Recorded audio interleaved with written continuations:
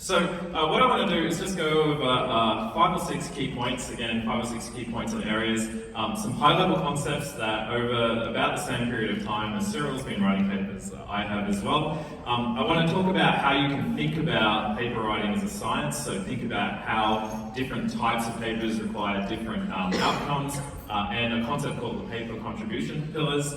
Talk a little bit about writing and paper development, talk about presentation, reiterating some of the points that Cyrill has already made. And I want to close with one thing which I regard as a sort of a superpower in terms of writing papers, but really it would apply for writing job applications, promotion applications, grant and fellowship applications, basically proposing anything which is multi-step anticipation. And so I'll take you through that at the end of my presentation before I wrap up. A lot of this material comes from my website and YouTube channel called Hacking Academia, so if you want a little more fleshed out version of some of these concepts, please go to that site. So just to start with some key concepts. So I thought this was a quote by Abraham Lincoln, but apparently it's a quote by John Lydgate. But it's that famous quote of you can please some of the people all of the time, you can please all of the people some of the time, but you can't please all of the people all of the time. And this goes for the readers and the reviewers of your paper. So it is not, you cannot do an optimal approach, as Cyrill would say, to writing papers. You're always going to have people who are somewhat annoyed or dissatisfied with your paper, even if you have an award-winning, transformative paper. So don't sweat it too much, you can never perfect this process. But even with that proviso, you can think about what you can do to make a paper compelling and really fun and enjoyable to read, in terms of there is a bunch of almost universal things that you can do which, regardless of the sub-discipline of robotics or even disciplines outside of robotics, regardless of the audience, and regardless of yourself, and I'll explain why yourself matters, are just sensible good practice, and Cyrill's already gone through a lot of these helpfully, which you should almost always do. Like, there's no debate about doing these things. But there's a second tier of things that you can do, but these depend on context. So they depend on the audience, they depend on the discipline-specific norms, and robotics is a big, broad discipline, and there are norms that vary between the different sub-disciplines of robotics in terms of how you write papers. It also depends on you. So presenting a sort of formula cookie-cutter approach to writing papers is very useful to get you started, but it has to be authentic to you and how you approach your research. And so it does depend on your own personality and what you bring. So I guess tailor the advice that you get to your specific circumstances. Unfortunately, writing amazing papers that people love to read is just about good things that you can do, but it's also about things that you shouldn't do. And Cyrill's outlined a bunch of instant death things that you should not do for papers. But it is important to mention these things, hopefully with a little bit of humour. Another key concept, I think, when you're writing papers, and this definitely applied to me early in my career, is this is not a pyramid, it is a triangle, I want to pronounce it correctly, but you really need to master the basics first. So I'll talk about some relatively advanced techniques at the end of this talk, but if you try and nail these advanced techniques but you haven't got the basics down pat, doesn't matter how sophisticated your advanced techniques are if you don't have the fundamentals now. So build the basics, add on the intermediate skills, and then the advanced ones on top, and then you'll have a really good writing resume. Cyrill already mentioned this, but people reading your papers, not just reviewers, but people reading your papers are doing so in a wide range of contexts. This was me in a lounge on the way on a relatively short commute for an Australian here, reading papers on my laptop. Costa Panis is one of the computer vision researchers who was always reading papers in the most amazing exotic locations and is in a great mood about reading papers. That is not typical. Reviewers are often more like this and readers are often more like this when they're reading a paper. And this is why making people able to get the point of a paper so early and being able to understand why this is compelling work is so critical, because people are not necessarily devoting their best cognitive attention to reading a paper, so you've got to grab them early. Knowing your audience is really important, so I want to give you a couple of examples of this. So, a lot of people in robotics also publish across other disciplines. They might publish in the machine learning community, they might publish in the computer vision community, and those who do so already know that there's different norms about writing. So a paper you would submit to the top computer vision conference would have different norms to a IEEE Robotics and Automation journal. A paper you would submit to Science Robotics or Nature Robotics, again, is going to have different expectations to what you would submit to Robotics and Automation magazine. So knowing the norms, and I'm not going to go into details of these, but be aware that they all have different norms, and that is all part of the process of writing something that the audience who typically reads that journal or venue is going to expect. I would also recommend just once in your life, at least once, go through the incredibly traumatic but incredibly edifying experience of trying to submit something to science, having it rejected, rewriting it from scratch for Nature, having it rejected, rewriting it from scratch for the next journal down, and doing that 4 to 6 times. It's an incredibly traumatic experience, but it teaches you so much about writing and rewriting and pitching papers for a variety of different venues. I just wouldn't recommend doing it too many times. But even within the robotics community, these different venues have different expectations, and the reason this is important for writing compelling and exciting papers is that people who pick up these particular papers from these venues will come pre-baked with certain expectations about the sort of stuff they're going to read. A long-form IEEE transactions on a robotics paper can be quite long, and there'll be different expectations about what you put in it. Has anyone here written a novel in the audience? Anyone had a crack at writing a novel? So you may be familiar, and this applies to paper writing, of the iceberg principle of writing. So when you write a novel, you're not just writing the novel. To write a really compelling novel, you're writing the backstory. You have hundreds of thousands of pages of backstory, prior context, the story before your actual story picks up. Lots of characters, their backstories, lots of characters who don't even appear in the book, and backstory. And that's what makes for at least the opportunity to write a really compelling novel, because you have all these other things floating around your head. Only a tiny, tiny fraction of it makes it onto the page. And it's the same for paper writing. A fantastic paper will be the pointiest 1 or 2% of all this background experiments and research and insights that you've done. It's not just dumping everything that you've done, and you can't fit it in the 6-page limit anyway. One of the things I really encourage is thinking consciously about types of papers as you're preparing your paper. So there's lots of types of papers, and you have to be very careful pigeonholing papers into certain categories, but nevertheless it's a little bit useful. It's useful, especially if you're sort of being overwhelmed in the whole writing process. So to give you 2 examples, there is a paper which is basically a better than before paper. You're working in a popular field on a popular set of techniques, it could be SLAM, and you've got a new system that is demonstrably better than the previous one. Not all papers are like this. Sometimes you do something that is really unorthodox and completely new. And so there's no real benchmarks or similar work you can tie it to. So thinking consciously about the sort of contribution that you are trying to communicate to the community will then inform how you go about doing so. And so this has a bunch of different implications in terms of how you communicate it. But there are different norms for how you would go about telling a fantastic story and convincing people, providing the evidence that what you're doing is a worthwhile contribution to knowledge and should be a paper.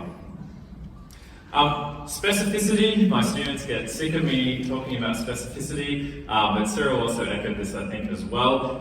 If someone just says this technique is better than a previous technique, it's not better across the board, right? So in a lot of domains like object recognition or localization, there are literally many dozens of specific ways in which your technique can be better, and your technique is not better across the board than the previous technique. It's better in specific areas. So the more specific you can be, the less likely you are to trigger a reader of your paper into an antagonistic reaction, and the more likely you are to communicate what the key specific benefits of your work are. There are theoretical papers, there are experimental papers, there are papers all along the spectrum. But again, consciously thinking to yourself, the sort of thing I'm putting together, is it a very heavily theoretical paper? Is it an experimental paper? Again, this has different onuses on what you would expect to put in the paper in order to have the biggest impact and communicate what you're doing to your reader audience. Again, it's a spectrum, but it helps to think about it in terms of these categories.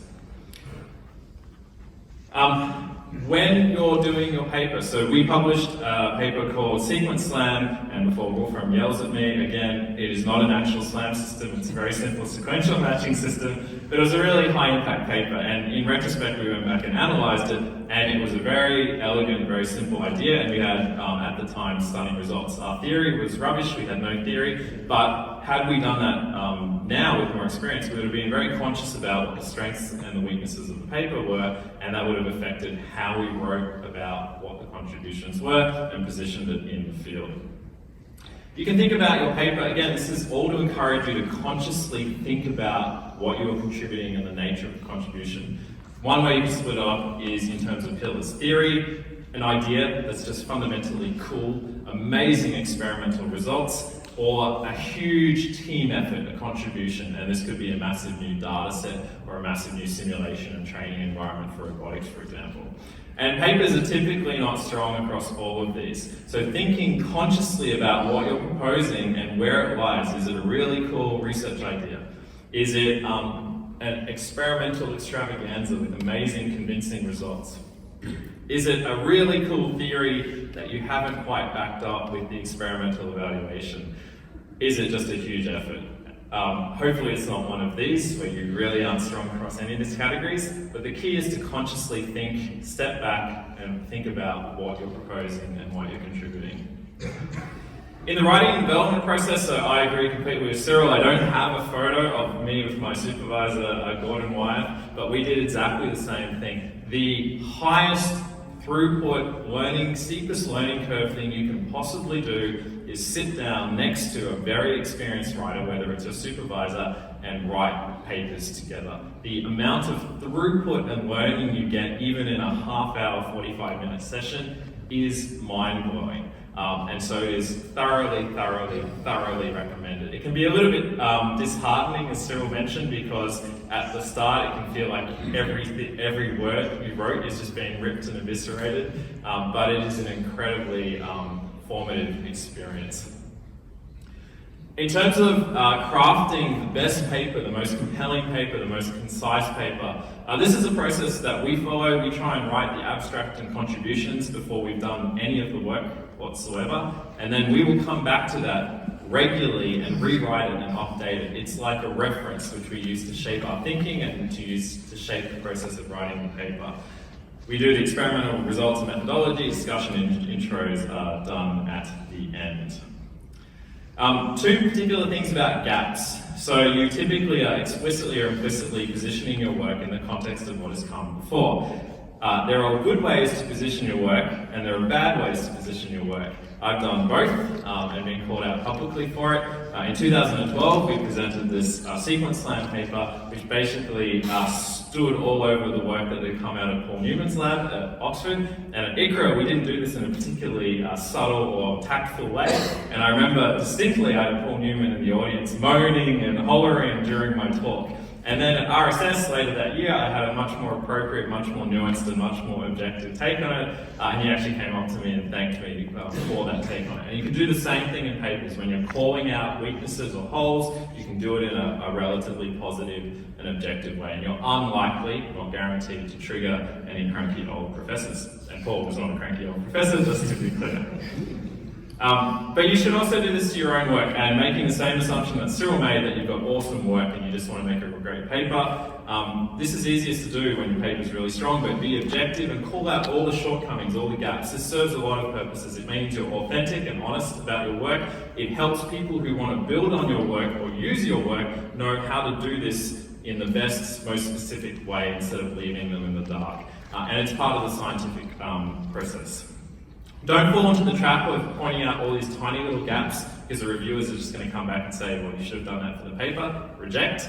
And also, these should be significant findings. Coral had a process where you had to highlight the weaknesses of your system, and quite a few people just said the robot runs out of batteries eventually. And that's not really a particularly insightful weakness, so try and make them sort of more meaningful. One of the key things we do, and this is later on in the process, and this comes back to, I think, some of the points Cyrill was talking about, is you should be able to go through your final full draft paper, paragraph by paragraph, and verbally say a 6 to 8 word sentence that summarizes the single key point that entire paragraph makes. If you can't do that, you need to split up your paragraphs or make them a bit more succinct and concise. The next step after that is you look at that 6 to 8 word summary, that sort of hand wave explains what you've done, and you go, does this actually need to be in the paper? And you will find time and time again that you can trim a lot of stuff because it doesn't actually need to be there.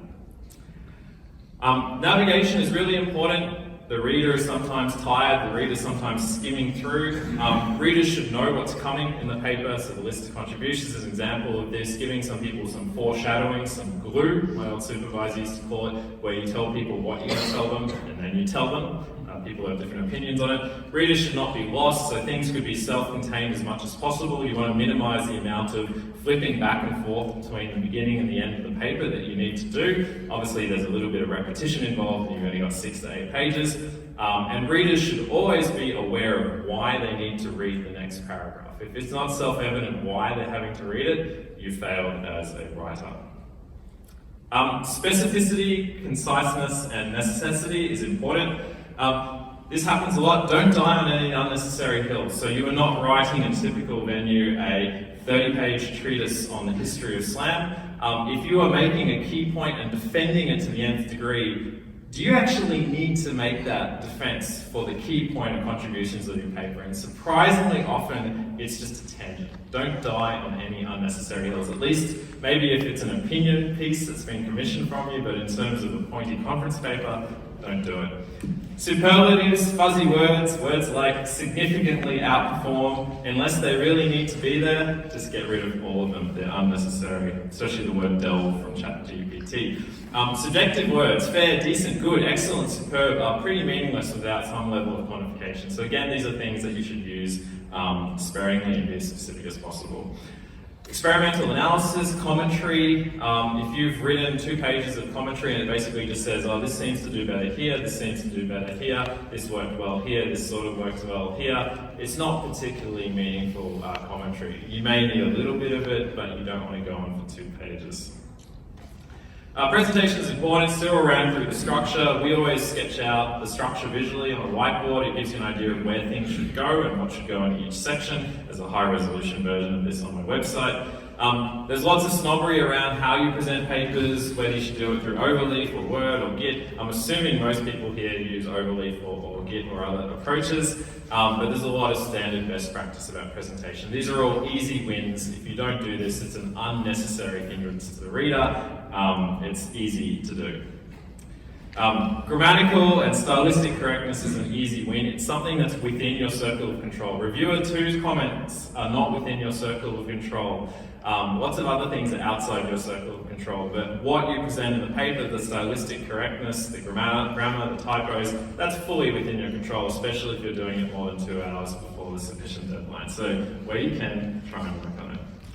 One of the key things are visuals. So visuals, Cyrill talked about self-contained figures and captions, which are important. People like figures in many contexts. It doesn't suit all contexts. Some of the theoretical papers don't really need figures particularly. But one of the classics is the front page figure. And the perfect front page figure, which no one's ever done, but you can strive to, is one that captures the problem or challenge that you're addressing in a glance. You don't need to look longer than that. That somehow conveys the methodology of how your awesome solution solves that problem and shows the amazing outcomes of deploying your system. If you can do that all in one figure, and that may take half of the time you put into the paper, you'll use that figure time and time again, often for many, many years. It may win you millions of dollars. It's a really worthwhile investment, and it'll make audiences able to understand your work. All right, just on to the last bit. So I call this multi-step anticipation. So I regard this as the sort of a superpower that you can develop for all aspects of writing and communication and bids. I'll explain what it is. So the basic idea, and this comes from experience, right? So this is why working with someone who's experienced is important, is to look at what you're contributing or proposing and to anticipate, not just over a single step, but over multiple steps, what people are going to be thinking as they read your paper. So you have a story you want to tell, but this is about stepping back, 30,000 foot view, and thinking and anticipating what they might think instinctively as they read through your paper. I wonder how this scales to blah. I wonder if this would work in another domain, X. I wonder if this would combine, or if they have combined it with complementary method, Y. I wonder if future work building on this will hit diminishing gains because something doesn't scale very well. I wonder if this is actually a repeatable result, or whether you have concerns about some of the process, and this is where the experienced person can help you anticipate these things. Another side benefit of this is you're preempting the need for a rebuttal document, because if you can preemptively rebut all of the potential comments, you're in a really, really strong position. This is an example of the multi-step anticipation. So this is taking it one step further. So you anticipate what someone would say, you address it. In addressing it, you bring up a future potential concern. So I'll just run through two quick examples. You're doing a SLAM paper. It's got some new whiz-bangery excellent idea for SLAM. Readers think SLAM is solved. You need to explain a specific use case, domain, or context where SLAM is very much not solved. That then leads on to the next objection, which a reader may think, okay, that's okay, but SLAM is not the right solution, or perhaps SLAM is not needed. So then you explain that pre-mapping the environment isn't going to work, a localization-only approach won't work, all the other techniques that they may think might work, you explain why they're not suitable in this situation. And then readers pivot and go, okay, that all makes sense. Reader may think it's a trivial tweak to existing approaches, it's not real research. And so you preview the substantive intellectual contribution of what you're proposing. So this is this multi-step anticipation process where one thing leads to the next and you're just ticking these boxes off one by one. This is another example. You've presented a new algorithm, object recognition, depth estimation, whatever, and it's super efficient, and the readers go, well, compute hardware is just going to get better and you don't need to solve this problem.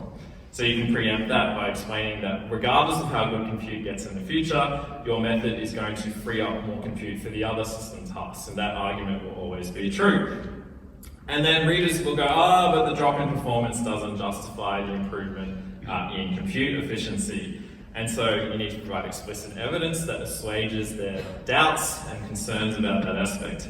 And then again, the readers go, but this is just compute engineering and software engineering. It's not really a research question. And then you need to drill into significant intellectual contributions that make this a meaningful and meaty research problem. So this is a multi-step anticipate, respond, anticipate, respond, anticipate, respond. So that brings me to the end. As I said, a lot of these resources are on my Hacking Academia website. Please look it up. Thanks again to the workshop organizers, and I look forward to chatting. Thank you.